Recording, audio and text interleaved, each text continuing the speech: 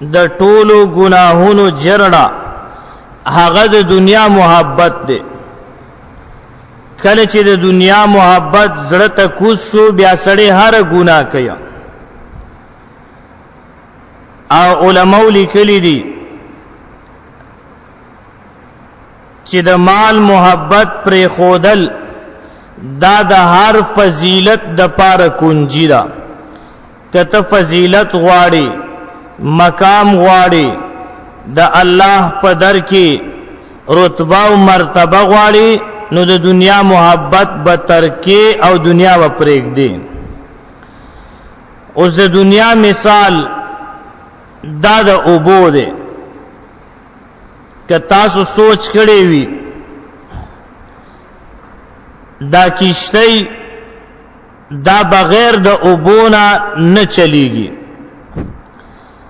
او تاسو به نه لیدلی چې یو کشتی په شګه کې رواني یا په یو هموار میدان باندې رواني یا په یو ډاک کې مزل کوي او یا د کرکټ په ګراوند کې مزل کوي.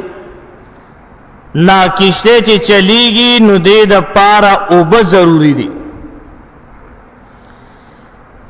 چې کله اوبه د کشته لاندې وي نو دا مزل کول شي، سورلې اورې شي، د خطرې نه بچوي، د ډوبېدو نه بچوي. نو د کشته زندگی او چلیدل دا د اوبو نه بغیر ممکن نه دي. د اوبو ته اشد ضرورت ده. که اوبه نه وي کشته ځای په ځای ولاړی. نو یاد ساتئ که دې کشته کې یو معمولی سوراخ وي، یو سورې پکې وي او دا اوبه ورته را دن نشوي، نو دقه اوبه را دن کېدل د کشته د هلاکت سبب جوړیږي. دا خود به خود به ډوب شي. او دې کې چې کم مسافر وي او کم سورلې وي هغه هم لاړ شي، هلاکی بشي ورسره. نو دا مثال د دنیا هم دی. ځکه ته په دنیا کې زندگی تیرې نو تا ته ضرورت پیخیږي، تا ته د مال ضرورت پیخیږي، د اولاد ضرورت پیخیږي.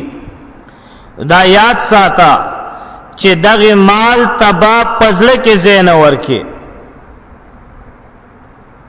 خیالم دې پزړه کې به ورته زین ورکه، بلکې د دې تعلق به صرف ستا تر جیب پوری وي. بس که جیب نخکته مزلو کا او زړه تلارو د دې مال محبت، نو بیا د ایمان د کشته د ډوبېدو سبب دی. ګوره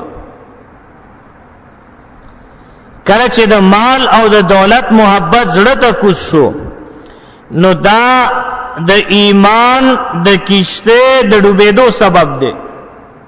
دې سره د ایمان کشته ډوبېږي. بیا یا تاسو ګورئ سمندر د پاسه بعض مارغان چې د اوبو د پاسه ناس وي، لکه ایلی شوا، مرغابی وغیرہ، بعض پرندې داسې شته چې هغه د اوبو د پاسه مزل کوي.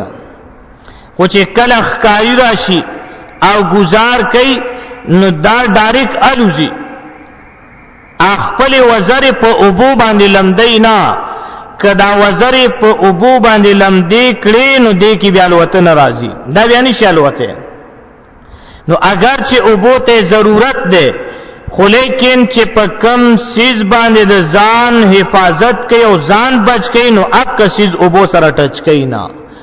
دا کرانګي ته چې د ایمان حفاظت کې او ایمان محفوظ ساتل غواړي نو تب دنیا زړه ته نه کوزي، د دنیا او د مال محبت بزړه ته نه ور کوزي. نو اے انسان، اے د الله بندا، ستا مثال د دغه کشته ده، ستا مثال د دغه مرغابی ده. کتا په دنیا کې سوچ فکر وکړه او ځان دې د هلاکت نه بچ کا، نو آخرت کې هم د هلاکت نه بچ شي.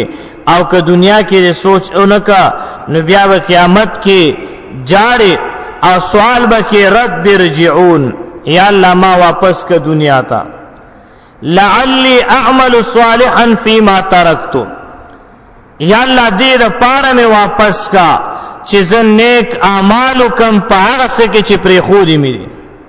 خو لیکن جواب به ملوشي کلا، هرگز داسې نشي کېدی، هرگز بیا واپس راتلل نشتا. نو په دنیا کې